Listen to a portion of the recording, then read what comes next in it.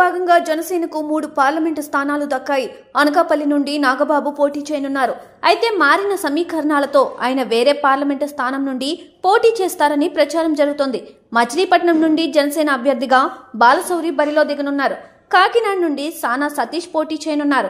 అయితే ఇద్దరు సైతం బయటవారేనని తెలుస్తోంది. ఇద్దరు తెలుగుదేశం పార్టీకి విధేయులుగా ప్రచారం జరుగుతోంది.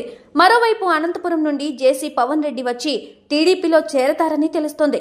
మరోవైపు టీడీపీలో చేరాల్సిన కొనదాల రామకృష్ణ, కొత్తపల్లి సుబ్బారాయుడు లాంటి నేతలు జనసేనలో చేరారు. ఈ నేపథ్యంలో తెలుగుదేశం పార్టీకి చెందిన నేతలకే టికెట్లు కేటాయిస్తారన్న అపవాదు జనసేనపై పడుతోంది. పవన్ ఆర్థిక అంశాలు, పోల్ మేనేజ్మెంట్ వంటి వాటిని ప్రస్తావించడంతో ఇప్పుడు జనసేన వైపు నేతలు బారులు తీరుతున్నారు. ఇంకా పొత్తులో భాగంగా 19 మంది అభ్యర్థులను ప్రకటించాల్సి ఉంది. అందుకే టికెట్ల కోసం విపరీతమైన గిరాకీ జనసేనలో ఉంది. మరోవైపు ఎప్పటి నుండో టికెట్ ఆశిస్తూ పనిచేస్తున్న నాయకులు జనసేనలో ఉన్నారు. మరోవైపు వైసీపీ నుండి సైతం పెద్ద ఎత్తున నేతలు చేరుతున్నారు. ఇప్పుడు ఇది చాలు అన్నట్టుగా తెలుగుదేశం పార్టీ నుండి సైతం జనసేనలో చేరికల వెనుక వ్యూహం ఉన్నట్లు ప్రచారం జరుగుతోంది. టీడీపీలో టికెట్లు రాని వారు, పొత్తులో భాగంగా సీట్లు కోల్పోయిన వారు జనసేన వైపు వస్తుండడం చర్చనీయాంశంగా మారింది. ఇదంతా చంద్రబాబు స్కెచ్ అని వైసీపీ నేతలు ఆరోపిస్తున్నారు. పేరుకే పొత్తు, కానీ పోటీ చేసేది టీడీపీ అని చెప్పుకొస్తున్నారు.